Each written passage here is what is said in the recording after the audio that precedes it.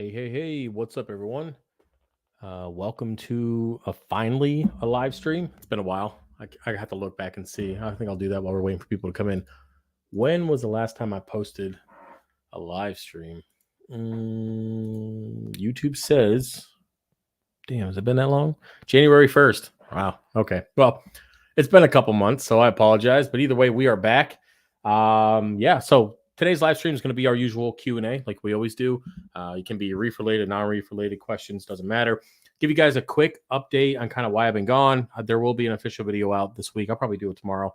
But I've been gone for a month, a little over a month. Yeah, by choice. Nothing too crazy happened, but I definitely had to go. So anyways, hope everyone's doing well. Thanks for all the support. I was selling a bunch of used equipment. There's a few things left up there, but thank you for everybody who supported the channel over the last month. And that's about it when it comes to that. Our normal buy 3, get 1 free. That's always been there. It's same thing on the website. Nothing like that has changed. Outside of that, what's up, Nick? What's up, Carlos? What's up, Ryan? Didn't get a notification yet. We'll see. It might come through. It's usually like 5 minutes in, but looks like Facebook is finally connected. It took me a while to get that connected again to the StreamYard for whatever reason. I'm adjusting my mic. Give me a second here. But for whatever reason, it disconnected from Facebook. It wouldn't let me connect, and I had to re-authenticate it. It still wouldn't connect, so it looks like it did. So cool. Anyways, guys, so yeah, I've been gone for a little over a month, and it's actually just because I stopped drinking caffeine. I know that sounds ridiculous. When I say it out loud, it sounds ridiculous, but it got to the point where I was drinking so much, upwards of 6 cups a day, like 1,400 milligrams, and I did the calculation on the beans and all that kind of stuff.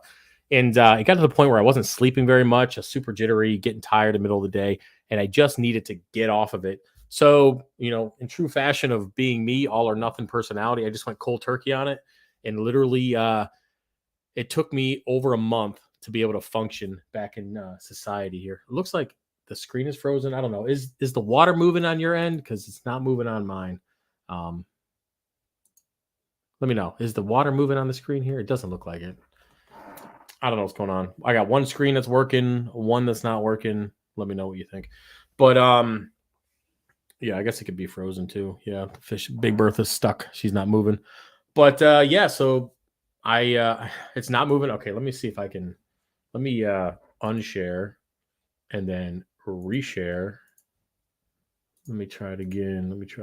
Did it work? Is that better? Now it's working on both for me. Let me know. But anyways, I don't know why I did that, but yeah. So basically, I just stopped drinking caffeine. I haven't had anything. Haven't had any tea. Haven't had any sports drinks. Haven't had any cup of coffee. Haven't had coffee. Nothing in 6 weeks now. Oh, and there's a whole bunch of chat coming in now. Well, there was nothing there. Now there's a ton. Okay. Well, welcome everybody and all the about 50 chat messages that came in. But either way, yeah. So I'm functioning now. I will tell you, a couple weeks in, it was pretty rough. I've been through a lot of stuff in my life. It was pretty rough. You can ask Andrea. I was calling her bitching about everything. It was rough. So long story short, I actually stopped training jiu-jitsu for the last few weeks as well. I did a little bit here and there, but nothing like my normal schedule. I'm going to hit it tomorrow morning, get back into it. But I just had to stay away from people. I was getting really snappy. So I was like, I'm just going to avoid any kind of interactions with anyone, especially in combat sport. I was like, listen, I'm going to take a break. And it was it was good too. I had some injuries that need to be healed, but either way, I'm back. And as you guys know, I'm actually doing a veterans giveaway. There will be a video out this week for a tank that I'm going to be giving away. It's outside Washington, D.C. right now. And I'll do a whole video on how you can enter to win. Long story short, if you want the tank, you're going to have to get it. So that means you're going to have to get a couple friends. I'm going to meet you down there, of course. But if you want it, you ultimately got to find a way to move it. So there will be more details on that and how to enter and all the criteria that's required to actually win this. Now, I know on the last Tanks for Veterans tank I did combat veterans only. This time I'm not doing combat veterans only. I am doing overseas service required. So you have to be a veteran of any war. Doesn't matter. Gender doesn't matter. The war doesn't matter. Doesn't matter what you did over there. You could have been busting down doors or taking care of chicks in the chow hall. I don't care what you're doing, but you have to have some kind of overseas service to enter to win, and you have to be able to pick it up. So, of course, get some buddies and you know, you're responsible for that. So either way, it's a $10,000 system that we're giving away. Like it's a 220. So it's a mini 300-gallon reef. You guys saw the pictures already. If you haven't, go on my Instagram where you can check, I think, the community tab here. But either way, it's a $10,000 reef tank we're giving away. And yeah, it's pretty crazy. If I was gonna keep it myself. I'm like, nope, I don't need any more tanks. Nope, not doing it. So yeah. Anyways, let's go ahead and see. Do we have any questions? I'm gonna go back up through the chat. If you have anything, feel free to put it in. Let me see here. Andrew's in the house. Let me see here. Nick says, I was wondering if it was a live tank shot or not. Looks like a picture. Well, it was frozen. This was a live shot a couple years ago. You guys got to see how many fish I got in this tank now. I got rid of the tub. I don't know if you guys follow me on other stuff, but I got rid of the tub. We'll talk about that in an update video. I put Big Bertha back in the 300 because she was all right in the tub, but I felt bad. And, you know, she was always sticking her head out of the water looking at me. So I put her back in the 300, moved a bunch of stuff around, got a bunch of new fish. And you guys will see that here soon. Coral's doing pretty good too. So let's go and scroll down. Not moving. Yep, working now. Cool. Glad to have you back. Miss the chat. Yeah, I'm gonna do some. There's gonna be a lot of content coming out soon. Just got to get back in the swing of things. Like I said, I mean, I wasn't feeling it. I knew I wasn't gonna be able to produce content that was gonna be bearable. So yeah, if you guys are I will tell you right now, I haven't had dreams in, I would say, maybe a year, 2 years. And then when I got off the caffeine, within a few days, I was actually having dreams again. It was crazy, man. So if you're having that issue, just, you know, not a bad time to quit. I quit cigarettes for 3 years now, having trouble with caffeine. Cold turkey. I went cold turkey, man. They don't recommend that, but I'm an all or nothing kind of personality. So I was like, you know something, I'm done. So I literally got rid of all the coffee, got rid of the grinder, got rid of any way of making it. And just got rid of it completely, went cold turkey. And yeah, it was rough. The second weekend was really rough. Like psychologically, it was pretty rough. Yeah, it was pretty rough, but just kind of tough it out, man. I'm like 6 weeks in now, I think, Andrea, 6 weeks, something like that. I'm pretty good now. So I've been trying to stop caffeine myself, but keep craving it. Yeah, great. Caving in. Yeah, just got to do it, man. Cold turkey, walk away. Just got to do it. It's worth it. Glad you're back. We'll try to catch the end if you go long. Cool, Caleb. Appreciate it. Got the email from Adaptive Reef. Thank you. Hi from Scotland. I get a lot of people from Scotland. It's definitely on my to-go place list. Definitely want to do that at some point. Yeah, it's been about 6 weeks. Is this a good UV light? A Lifeguard Pro Max UV sterilizer? I don't know. Let me look it up real quick. I'll tell you in a second, man. Let me pull up another screen so I can look it up. Lifeguard. I guess with any kind of name like that would be good. Pro Max UV. What did it say? Why you didn't say what watts, but it says 55 watts here. Let me see. Looks kind of fancy. Not gonna lie, that's kind of cool. It's not cheap. Damn, son. Oh, that's the dual one. Are you doing the? What one are you doing? You doing the 55 watt? The single? It's still 400 bones. Yikes, man. It seems like a lot of money for PVC. Damn. I mean, it's fancy. I'll give you that. It is pretty cool looking. What does this say? 3-inch, 1.2 amps. That's a pretty good amount of current. 9,000 light hours, 3,600 gallons per hour flow rate, maximum flow rate. Okay. I mean, it looks pretty good. It's max aquarium size, 350 gallons for that 1.4. The price is pretty high, but I mean, it looks pretty good. The ratings on it look pretty good as well. And I mean, UV is not a complicated thing. It's literally a UV sterilizer light. You're running some water through it. I guess when it really comes down to the UV, it's the quality of the plastic. That way it doesn't break down over time and release into your tank. Of course, the quality of the bulb, how long it's going to last kind of thing.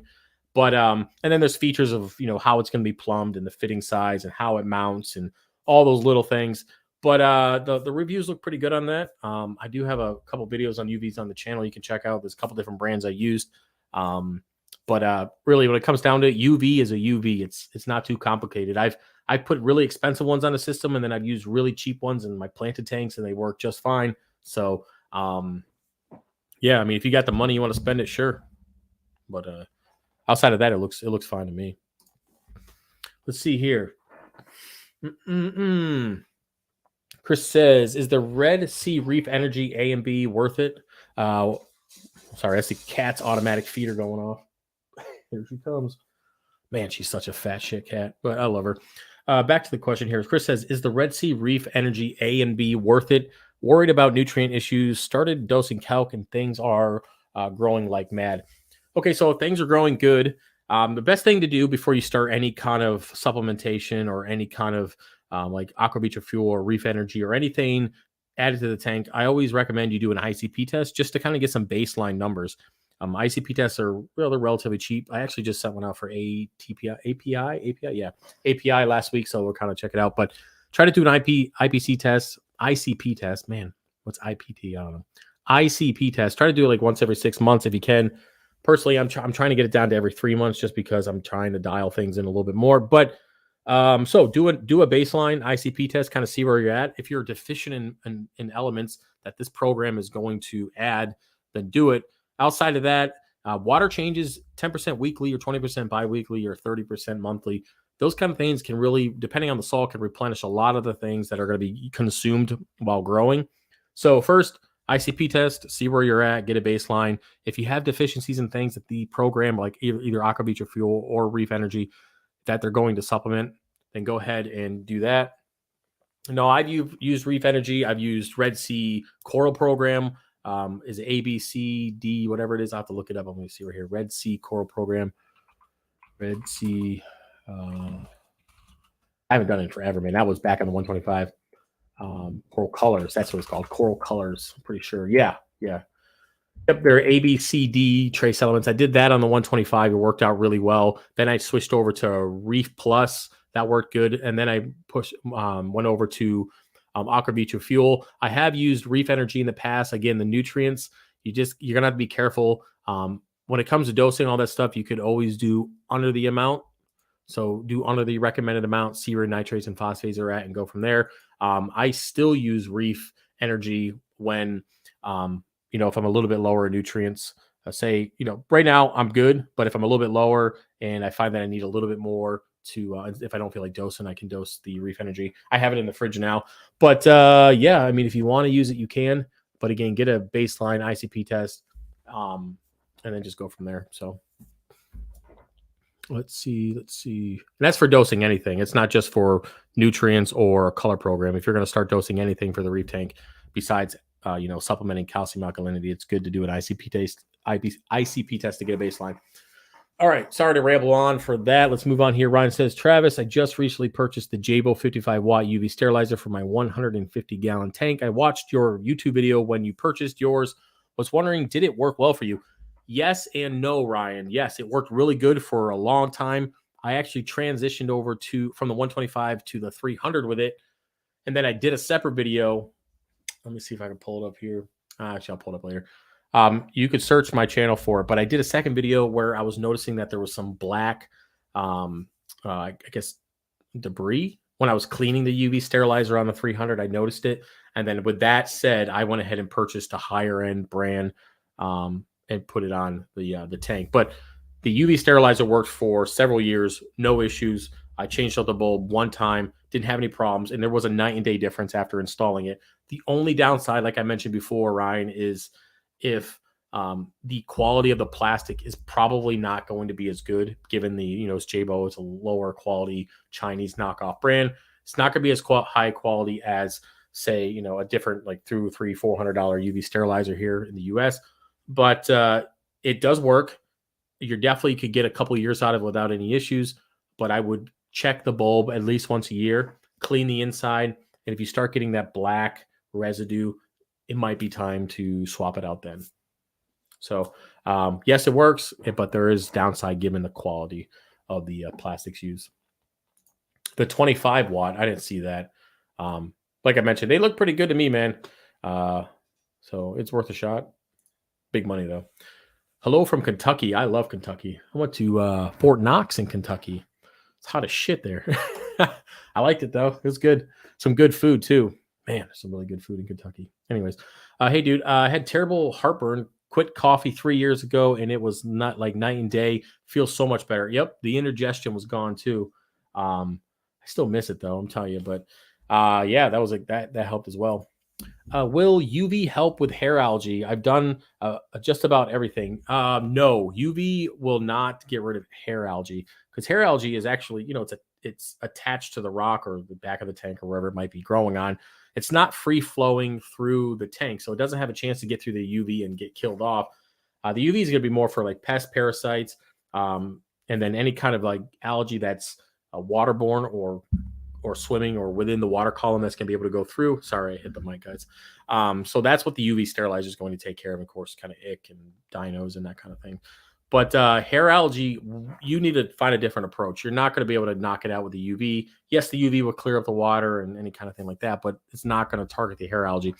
When it comes to hair algae, I'll give you a quick rundown to give you kind of get you going in the right direction.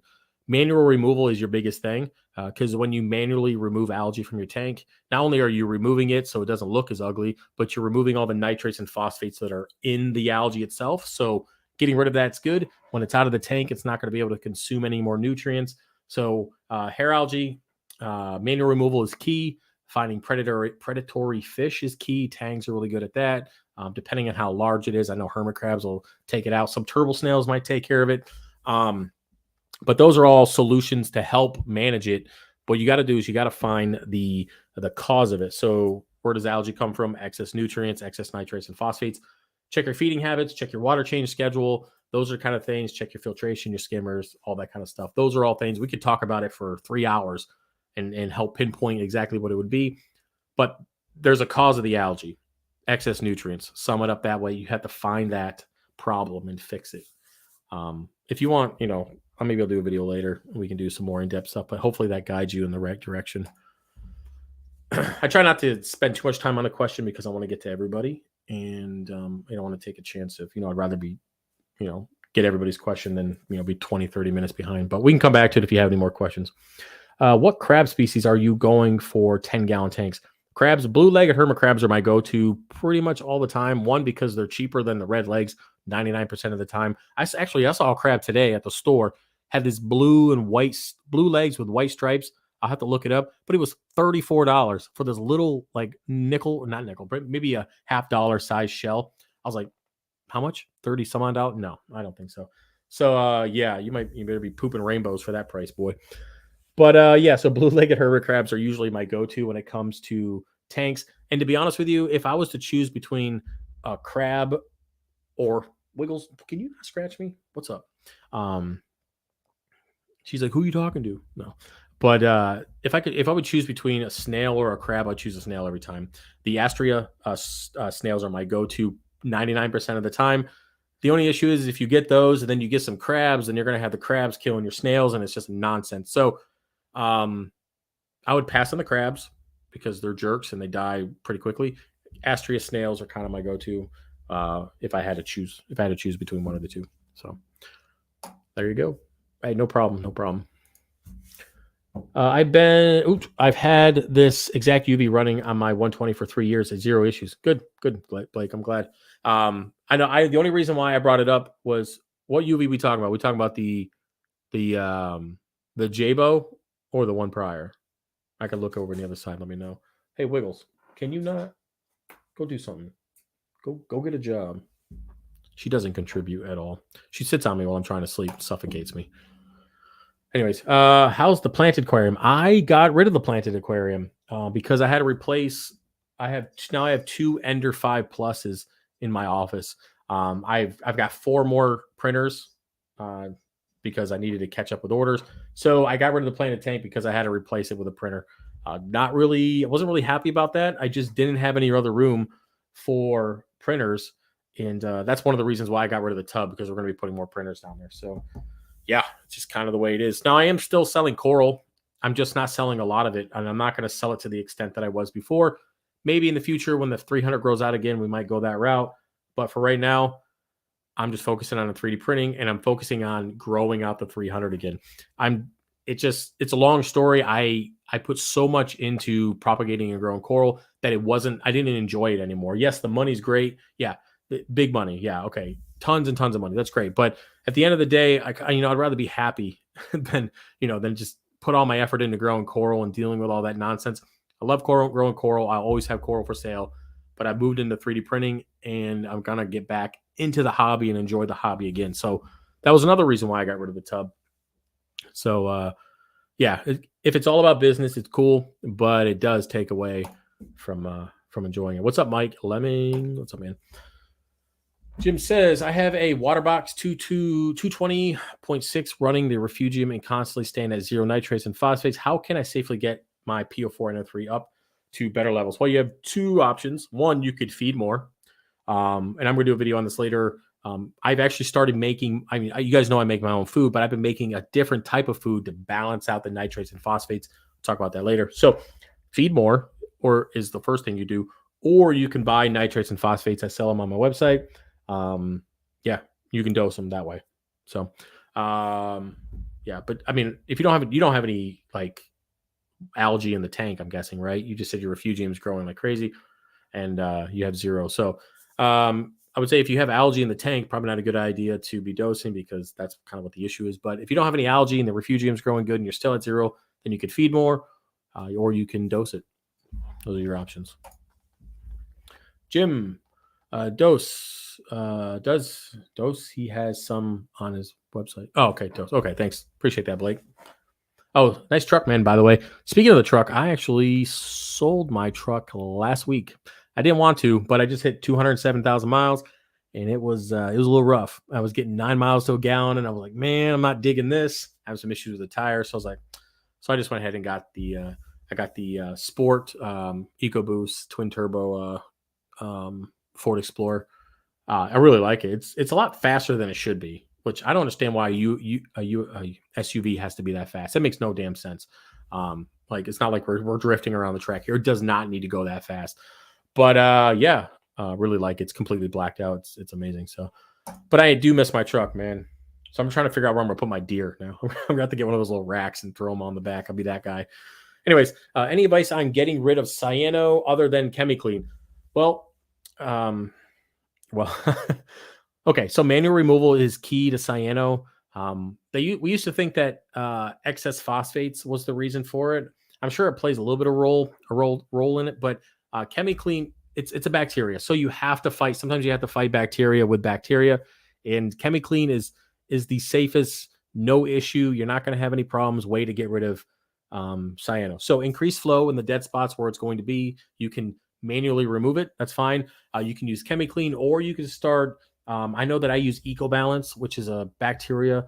Adding beneficial bacteria to your tank is always good because having that biodiversity is always good for taking care of the biofilm and taking care of like stuff like dino and things like that. So it's good to have the biodiversity. You can try adding just natural bacteria to the tank. Again, I use EcoBalance. I don't know if that would help, but I've used it and I really haven't had a ton of issues with cyano. But when I do get it bad, which I do, how many times am I going to say do? I do like to use ChemiClean because it's pretty quick. I just open up the skimmer all the way, turn off the carbon, and just dose it. Come back in like 48 hours, do a 30% water change, and then kind of go about running the carbon again, and just give it a day or two for the skimmer to calm down, and the cyano is gone. So ChemiClean works really well. I've never had anything die from it, but at the end of the day, cyano really just kind of comes from an imbalance in the biodiversity and the bacteria. So you just got to take care of it. I know for the longest time I thought it was excess phosphates, which I'm sure when I've had issues with it before, I had elevated phosphates. I think that's where that came from. But after doing some research and kind of seeing what other people were doing and how they were dealing with it, I really saw that it wasn't just the phosphates, or maybe the phosphates were part of it. I don't know. But I have found that adding beneficial bacteria prevents it from coming. And then, of course, using ChemiClean smashes it out and it kind of takes care of the issue. UV sterilizers, all that kind of stuff to help kill off it. What's up, man? Thanks, bud. We'll do dad with 6 kiddos, low budget tank, night crew lights too. Yeah, man, I get it. And we all on a budget. Trust me, it's 2023. If you ain't on a budget in 2023, you're doing something really good. Because we all on a budget. I just dropped some money to my attorney. Still going through the custody stuff, which thankfully we're going to be done here in a couple months with it. Thankfully, after 2 years. But I just dropped it. Man, I'm about done spending money on that shit.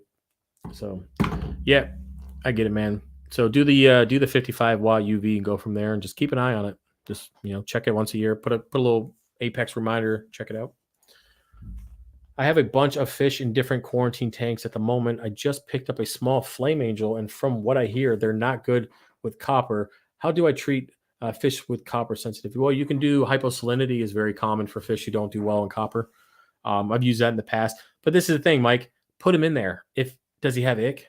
Does he have anything going on? If he looks fine, you can do proactive treatments like Prazipro and stuff like that. But if he looks cool, there's no reason to add excess stress. Put him in there for 4 to 6 weeks. He's not showing any white spots. He's not got anything popping up. Then you don't need to do hyposalinity. But if something comes up, then yeah, you can put him in hypo. But just remember, when you're going from hyposalinity back to 1.025 or 2.6, make sure you go very slow, because they can drop salinity relatively safely, but going up, their swim bladders are not able to adjust as quickly. So just keep that in mind. Yep. Red leg crabs last longer than blue leg crabs. They do. That's probably why they're more expensive. I still don't like the red. I don't know. I'm not a crab person in general, in my personal life or in my fish tank. Not a fan of either. Lifeguard Aquatics. Okay. Hello, everybody. What's up? Building coral farm in my basement. Any suggestions for wholesale suppliers? Man, I'm gonna tell you right now. You better quarantine or peroxide dip everything you get if you're going to get wholesale suppliers. If I were you, I would, if I could do it all over again, I would set up glass tanks all the way around. I would do black racks to help cut down on, just them looking funky when they get dirty. And I would do only coral that I could pick up locally in quarantine in a separate tank. So peroxide dip, and then do an observation quarantine for a couple months, and then move it in to the grow out system to grow out. And I would grow out on rock if I could, or some kind of ceramic plate that allowed the corals to stay secure and not get bumped around. So if I could do it differently, which I will in the future, that's what I would do. But you better be dipping and you better be quarantining if you're going wholesale, because you're going to get some nasty stuff. Once you get some nasty stuff, well, it's a hell of a lot harder to get that out. It is, man. It just sucks. So, yep. Good luck. No algae. What up, T? Bought 20 Silverado Trail Boss in December. I think I saw that. I think you posted a picture of it. Blacked out as well. I'm pretty sure I saw that on your Facebook page.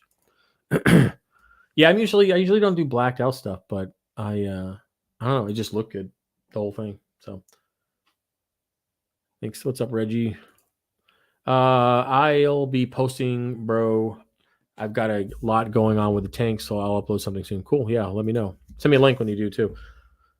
Thanks, man. Was really clean up Chevy. Okay. Drunk drive hit me, obliterated it. Isn't that sucked, man? Sorry about that. Well, at least you walked away. No ick, just wanted to be proactive and make sure I'm not introducing anything to tank. I'd say just do observation at the moment, Mike, and leave it alone. If it was a fish that wasn't as sensitive to copper, then I would say put a dose in there to prevent it. But if it's cool, no issues, leave it alone. What you think about the Milwaukee pH controller? Picked up a calcium reactor set up on the coral trade.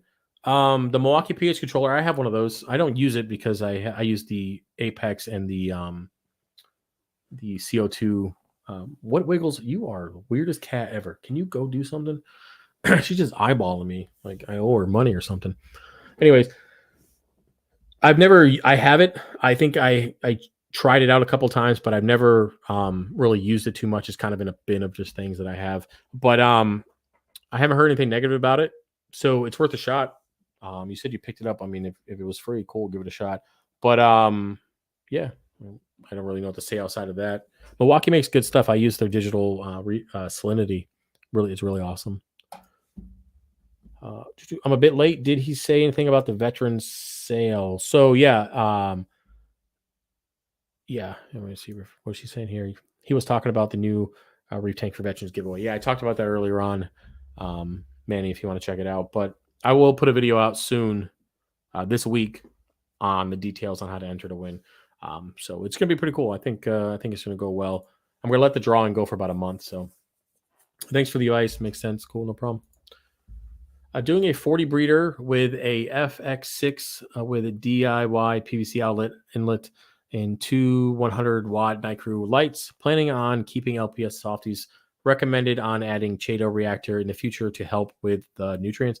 Yeah, Chaeto reactor is pretty cool. Yeah, there's no reason. I mean, they work. I've used them before on the, if you guys remember, the 32 BioCube. I had one on there. Worked really good. We did a DIY reactor. No issues with that. Man, I got the weirdest cat in the world. She is just full of it. I don't know. Odd cat. But anyways, yeah, I mean, that's pretty cool setup. Speaking of the night crew lights, someone just ordered the mounts for the 150, and they're going to try it on the 100s. Pretty sure it's the same bolt setup. Once it is, I will update the website on that too. Let's see here. I'll go back and listen that part about veterans. Thanks. Yep, no problem. Anyone use the new AI blade? I do not. I run a pinpoint controller for the calcium reactor. Works well. Yeah, I heard those work really well as well. I broke down my 60 and will be plumbing up the 125 soon. Before breaking the tank down, I saw some ick on the tangs. Tangs are now in copper, and all my rock is 100 gallon trough throughout the sand. He's finishing his typing. My rocks need to go fishless for 72 days, right? Yeah, 72 days. You're going to put it in the trough, right? So go ahead and you can increase the temperature. You can probably get up to 80, 81 in there. And that will speed up the life cycle of the ick. So it'll definitely be within 72 days. They'll definitely go through the life cycle and be killed off. Just make sure there's no fish in there just chilling for the parasite to be hanging out on. Was me that ordered the mounts for the 100 watt. Okay, cool. Yeah. All right, cool. Yeah. Hey man, I would remember the name. I apologize. I talk to hundreds of people every week. So someone's like, do you remember we talked about this like a month ago? I'm like, man, is it in writing? Because I don't remember. Let me get my cat out of here. She's smoking something. Listen, I love you. You're the greatest thing that ever happened to me, but you're annoying. Go do something. Anyways, she's a cat, that's for sure. But yeah, let me know if those fit. I know you said you would, so we'll update it. What is your opinion on the Alpha Reef? So Alpha Reef is the calcium alkalinity additive. So when you dose it in there, then basically the alkalinity changes and becomes, I forgot the technical term, but it basically turns into alkalinity. But the thing is, it's delayed. So when it comes to Alpha Reef, the only thing that I see about it that I don't really like is the delay. So after you dose it, it takes a little bit for that to turn into alkalinity and then stabilize the tank. I don't think it's going to be a huge deal for 99% of the tanks, but I guess, I mean, if you're fully stocked SPS and you just want everything to be dialed in perfectly, I don't know. I don't really know how long that delay would be, but from what I've heard, it could be a little bit of an issue. But then again, that's someone's opinion. I've never used it. I use calcium reactor and I use Kalkwasser calc reactor. So those are two methods I use on the 300. But yeah, I mean, I've never. It's a new thing. I haven't heard anything bad about it other than that there is a delay for the alkalinity to actually turn into alkalinity, to sum that up. So what's going on here? Andrew's talking shit. I got to see what she says. I have 4 quarantine tanks running at the moment. Well, that's 4 more than I do. I'll tell you that. Travis is horrible with names, stories attached to them. Oh, what are we talking about? Did I say something? I don't remember what we were talking about. I don't know. You remind me. Yeah. I'm not good with stories, period. I don't remember anything. Plus the trough, I'm running out of heaters and wave makers. Well, big money Mike, you better go buy some more then. That's all I got to say. What eel is good for 10-gallon tanks? They don't grow too big. No tank. A 10-gallon tanks, there's not a single eel that you can have in a tank like that. You can probably get like a baby snowflake eel, but he's not going to be a baby forever. Yeah, you can't really have an eel in a 10-gallon tank. Okay, listen, you can have whatever you want in a 10-gallon tank. You can put a 6-inch tang in a 10-gallon tank if you really want to. But the question is, should you? You probably shouldn't do that. So I would not recommend putting any eel of any species in a 10-gallon tank. Not even a 20-gallon. I think the smallest tank I've ever seen an eel in ever was like a 32. 40 breeder, I've seen them in there before, a snowflake eel in there, but it wasn't a full grown one. It was a baby. Outside of that, most eels usually 75, 125s and bigger, kind of where you want to be when it comes to eels. And then remember, eels are assholes most of the time. They really are. Speaking of that, my snowflake eel Reggie was pretty cool. I will give it to him that he was good. He was a good dude, but his replacement killed off like $2,000 worth of fish in a couple weeks. So yeah, just keep that in mind. Anyways, we actually are caught up on questions. Finally, I usually don't get caught up like that. So yeah, if you guys have anything else that you want to add, feel free. We're like 35 minutes in. I might go for 10, maybe 15 minutes more, something like that. So if there's any videos that you guys want to see, now I do have a bunch planned. Especially I'll give you guys the rambling update video tomorrow. We'll do the reef tanks for veterans tank this week. I'll do a fish room update this week. So you get those three. That way, kind of get everybody up to speed. And then I'm going to do a little series called What Happens When You Fuck Around and Find Out. Because that's what I did over the last year of fucking around and not doing what I need to do. I found out through my 300 gallon. I'm talking about not checking my carbon filters on my RO system, not changing the DI out good enough, not cleaning the sump, not dialing in my skimmer, not using carbon the right way. Man, the list goes on, not having enough flow, not doing water changes. Yeah. Fuck around and find out. Lost about, I don't know, $30,000 in coral finding out. So that's a hard lesson to learn. So we're gonna run through some things that I've done, not calibrating my pH probe, not calibrating my temp probe. We're going to talk about each one of these things. Not changing my filter socks out when I should, let them sit there for like 2 weeks, just the basic things that you should not be doing. So, we're going to do a whole series over the next month or so of just things that I fucked around and found out about and kind of what I'm doing now and how I improved it. Cause it just goes to show that, you can slack. You can see what happens when you do, but then it could always be fixed most of the time. So, yep. Let me see here. Let me click on the next question. 1 teaspoon of calc per gallon of water. Good. Yep. See, that's a good starting dose. Seems like there is a bunch of leftover at the bottom of the tub. That's common. Do you really have to keep the mixed air tight? Okay. So yeah, it's good to keep it airtight or at least close as you can. I know a lot of people when they dose calc, I know when I did it, I used a 5-gallon bucket and then I put a hole through the top with a lid and put the pump tube through there. So it wasn't air quote unquote tight, but it did help. Now what you want to do is I usually put something on the bottom like an egg crate or something to elevate the pump out of that calc mixture because there's going to be calc at the bottom, right? That's like a slurry, okay? You can't be dosing that because that's going to kill your pump for one. That's the main thing it's going to do. And it's just not good to dose slurry to your tank because it's got a really high level of nitrates, or not nitrates, alkalinity and calcium, and it's going to have some pretty high pH. It's just not going to be good for the tank to dose slurry. So, elevate the pump off the bottom of that if you can. You can make a little egg crate thing, or you can hit me up on the website. I could probably, depending on your pump, I could probably create you something that will elevate the pump off the bottom of the tub. But yeah. So one teaspoon of calc per gallon of water. It seems pretty good. Stir it up really well. I mean, it will dissolve. There will be a little bit at the bottom there. Don't mess with it. But yeah, go from there. I think at one point, I was at 2 teaspoons per gallon at one point. I know that you can add vinegar to it to make it stronger.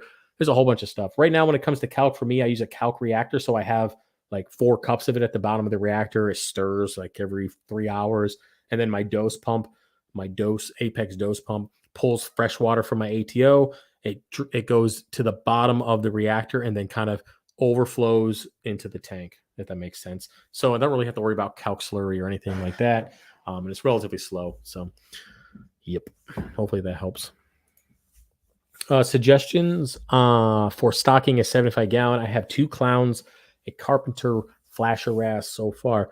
Well, what do you like? I mean, I'm a big Tangang kind of person. One thing I recommend for people who really don't know what they want, because there's thousands of different fish, right? I recommend people find fish that have a job and do the job very well. So, look at the things that are going to happen to your tank over the years. So when you're adding coral, there's always a chance you can get like flatworms or something, right? So your wrasse, I have to look at that specific wrasse, but a wrasse like a 6-line or a Melanoris or yellow coarse wrasse, that kind of fish will take care of the flatworms, right? Or take care of nudibranchs, or take care of other pests like acroport-eating flatworms. It will not completely eliminate them, but it will keep them at bay for the tank to survive.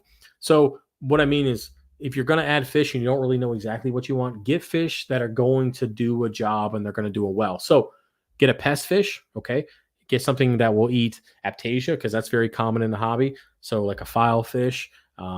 You can get wrasse to take care of the pests, like we mentioned before. You can get small yellow tang, or a small like scopus tang, or you can get a small sailfin tang or a purple tang, or something that's going to pick at the algae, bristletooth tang, things like that. They're going to take care of that. So yeah, just find fish that are going to do a job, and really go from there. Outside of that, it really just kind of comes down to whatever you want. Make sure don't get a Flamingi tang. Don't get a Big Bertha. I mean, she looks cute when she's 1.5 inches at the store, being like, "Yo, what's up? I'm the cutest fish in here." By the way, I'm going to cost you $500,000, but you still love me. Yeah, fuck, I fucking hate that fish. I love that fish. I'm not going to lie, I really do.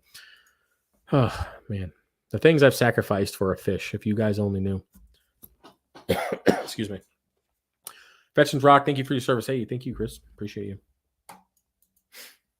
I ditched the Kalk reactor and used a 20-gallon trash can with a dosing pump. Works really well. Yep. I use the Avast Marine. Really, it's an amazing reactor. And then with it connected to the dose, it's pretty great. It looks cool too. I'm a gear junkie, so I like the reactors. I like the calcium reactor with the dual chambers. I like all the fun stuff because that's just kind of part of the hobby that I really enjoy. But yeah, it works well. It's the same concept. It works well. What is the best tank for catfish? Well, depends on the catfish.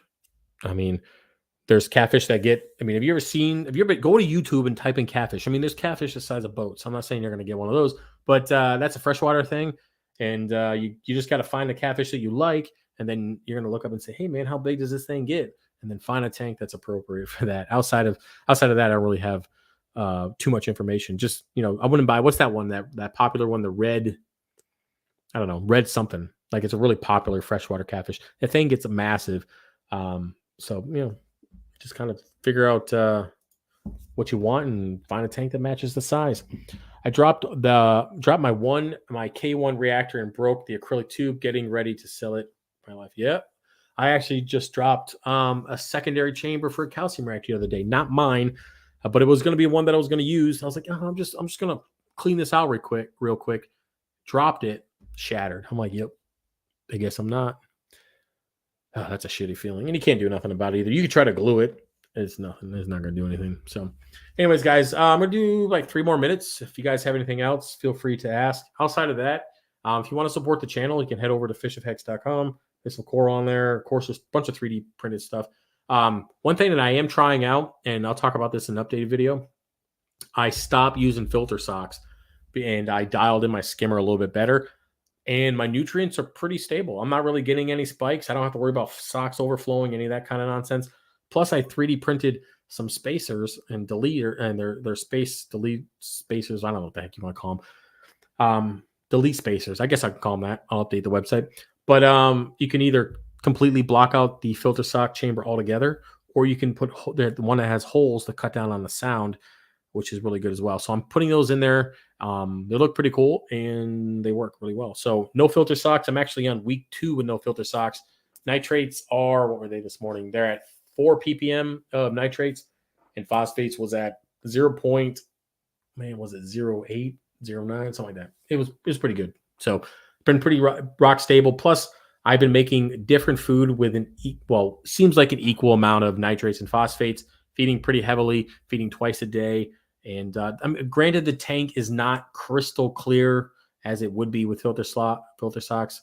Yes, the filter socks really do help clean up a lot. But when I'm doing water changes, I do throw them in there when I'm mixing things up to kind of just get a big, pull them out. But I take them out within 24 hours. So, yep. What days do you do live chats? Well, so right now it's Sunday at 8 p.m. I'm going to keep that for a little while, maybe change it up depending on my fight schedule. I know that I do a lot of training on Monday and Tuesdays. So after training, I'm not really in the mood to kind of sit down and have a conversation. So Sundays seems to work pretty well for me. So we'll see. I love my Red Sea 1200 filter roller. Works well. No more socks. Yeah, the filter rollers are pretty good. I don't really need one of those. I was considering adding one, but my skimmer is so overpowered. The Niles Quantum 300, it's ridiculously overpowered for what I have. And I mean, I have a serious fish load right now, and I have no issues. So my issue was if I want to use the filter socks, it was just going to pull out too much, and it would just kind of cause the skimmer to be useless. So I figured let's just run the skimmer by itself and see how it works out over the next few months, how the nutrients are, how the tank is. And like I said, when I do water changes, I throw the socks in for 24 hours, catch all that extra detritus from mixing it up, pull them out, and go back to no socks and kind of go from there. Wiggles is playing with the door now. Seriously, we've been apart for 10 minutes. She's pretty needy. Have a small bristle tooth tang in my frag system. Tips for adding another algae eater fish, foxface, or possible to add something like a scopus, even though the bristle tooth tang already established. I would not add another tang, and if you do, make sure the face is different. Like difference between a scopus tang and a blue hippo tang, like the face difference. Make sure they're not the same. Make sure they're roughly the same size if you are going to add another tang. But frag tanks, rabbit fish are the best. They just are. Fox faces they're just the greatest fish ever. I have 3 of them. I have 2 fox faces and a rabbit fish in my 300 right now. It took a little while for them to get along, but they're good now, man. They're pretty cool fish. I love them. Stopped using socks a while ago. Sick of getting reef bugs and not able to get them in my tank. Yeah, I mean, that's another thing if you want that microfauna to get through there. But I just didn't, honestly, I just didn't feel like cleaning them anymore. I mean, I got 4 of them that I changed out every 3 days, and I'd clean them once every 2 months. So I have 3 5-gallon buckets full of just shit-filled socks. And to be honest with you, I didn't really want to deal with it anymore. So I'm going sockless, dialed in the skimmer a little bit more. It's working fine. Nutrients are stable, no issues. So we're going to go from there. Anyways, I think we're good. About 50 minutes in. Yeah, I guess we're good. So yeah, I appreciate you guys being here. I will have those 3 videos out this week. I hope you guys have a good week. If you have any questions, let me know. If you want to support the channel, do it up. And yeah, I'll see you guys next Sunday. All right. Peace.